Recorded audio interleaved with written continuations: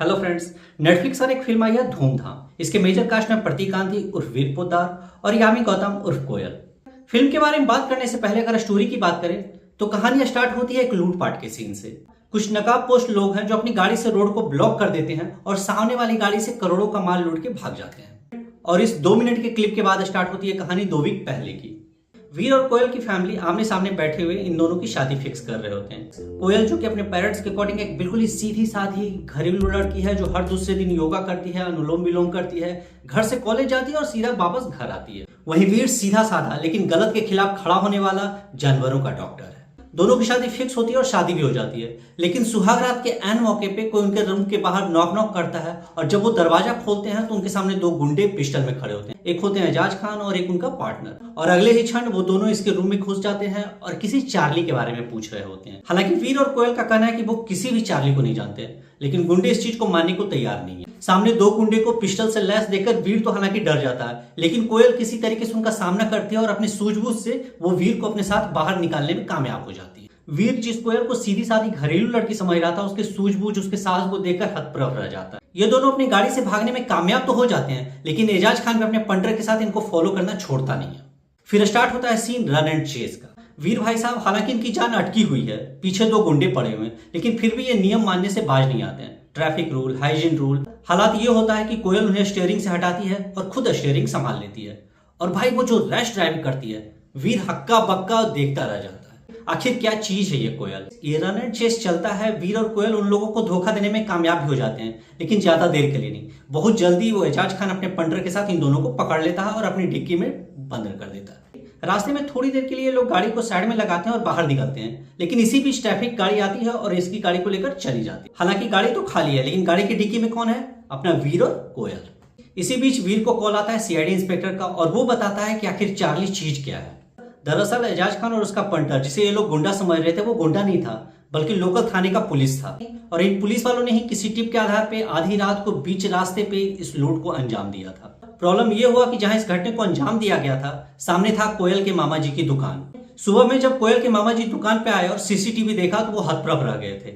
कुछ नकाबपोश लोग आधी रात को बीच रास्ते में लूटपाट मचा रखा था। उन्होंने सीसीटीवी के उस फुटेज को किसी एक पेन ड्राइव में रखा और पुलिस स्टेशन गए पुलिस को सुपुर्द करने। लेकिन जब चौकी पे पुलिस वालों को देखा तो उन्हें वो नकाबपोश से मिलते जुलते लगे।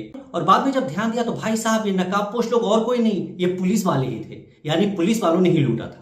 अब कोयल के मामा जी जब इस लूटपाट को समझे तो वो साइलेंटली धीरे धीरे वहां से खिसक लिए। लेकिन प्रॉब्लम ये था कि तब तक पुलिस वालों को उस पेन ड्राइव के बारे में पता चल चुका था। अब पुलिस वाले इतना बड़ा सबूत तो पीछे छोड़ नहीं सकते थे, वो पड़ गए उसके मामा जी के पीछे। बाद में कोयल के मामा जी को जब पुलिस वालों ने पकड़ा तो उन्होंने कबूल किया कि वो पेन ड्राइव तो उनके पास था, लेकिन अब नहीं। मामा जी उसी दिन भागने के दौरान एक बार वीर से मिले थे और जैसे ही वो वीर से मिले उन्होंने चुपके से उस पेन ड्राइव को उसके थैले में गिरा दिया। और जब पुलिस वालों को ये बात पता चला, उसी समय से वो पड़ गए पीछे वीर के। और तभी वीर को याद आता है कि मॉल में वो मामा जी से टकराया जरूर था। तो अगर मामा जी ने थैले में गिराया था, इसका मतलब वो शादी के सगुन वाले ही थैले थे। वो शादी के सगुन के 5 थैले जो वो कोयल के घर जाकर पहुंचाया था। अब कोयल याद करने की कोशिश करती है कि शादी के सगुन के 5 थैले तो थे, पर वो थैले दिए किसको गए थे। वीर जब कोयल से डिटेल में पूछता तो पता चलता है उस दिन कोयल की बैचलर पार्टी थी और वो नशे में धुत हो रखी थी और वो 5 थैले किसको दिए उसे भी नहीं पता। यानी कोयल जो रैश ड्राइविंग कर रही थी, गालियां दे रही थी, बंदूक चला रही थी, वो नशे भी करने वाली थी। इसके बाद कहानी स्टार्ट होती है थैलों की खोज की। और इसी बीच में कोयल का अतीत सामने आता है। एक थैला वो दी थी बैचलर पार्टी में आने वाले उस मुस्टंडे को, जिसे देखकर वीर हक्का बक्का रह जाता है। दूसरा थैला होता है उसके एक्स के पास, यानी कोयल का एक्स भी था, जो लिटरली कोयल को अभी भी मना रहा है, भाई तू मेरे पास वापस आ जा, कहां इस लंगूर के चक्कर में पड़ी हुई है। ऐसे ही 5 थैलों में वो 4 थैले खोज लेती है, पर वो पेन ड्राइव कहीं नहीं मिलता है। 5वां थैला होता है उसके घर में। लेकिन कोयल अपने घर के लिए अभी निकल ही रही होती है कि सामने से कुछ लोग आते हैं और उसे उठाकर लेकर चले जाते हैं।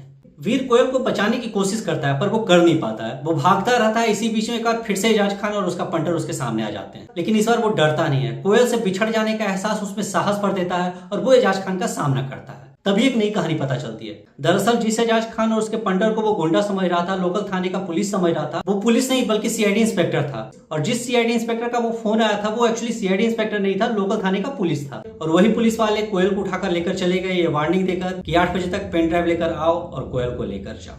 लेकिन फिर भी प्रॉब्लम वही है, पेन ड्राइव किधर है। बाद में फिर एजाज खान के साथ कोयल के घर जाता है उस पेन ड्राइव को खोजने। वो थैला तो मिल जाता है पर पेन ड्राइव नहीं मिलता है। तभी वीर को याद आता है कि जब वो शगुन का थैला लेकर आया था तभी उनके घर का पेट डॉग उस थैले पे टूट पड़ा था और कुछ सामान खा गया था। यानी वो पेन ड्राइव कहीं और हो ना हो, जरूर उस डॉगी के पेट में था। बाद में वो लोग एक्सरे लेता है और वास्तव में पेन ड्राइव डॉगी के पेट में ही था। इसके बाद की कहानी सिंपल है। वीर और एजाज खान अपना टीम बना लेते हैं और वो जाते हैं पुलिस वाले के पास उस डॉगी को लेकर, और फिर वहां कुछ ढिशुम होता है और लास्ट में एजाज खान जो कि सीआईडी इंस्पेक्टर था उन पुलिस वालों को गिरफ्तार करके लेकर चला जाता है। और बाद में वो डॉगी भी पोटी करता है और सचमुच पेन ड्राइव उसके पेट में ही था, और यहीं पे ये पेन ड्राइव जिसका नाम चार्ली था मिल जाता है और फिल्म होता है द एंड। अब फिल्म की बात करें तो प्रतीक गांधी और यामी गौतम दोनों का परफॉर्मेंस जबरदस्त है, लेकिन स्टोरी, स्क्रिप्ट, स्क्रीन प्ले ये सब गोलमाल है।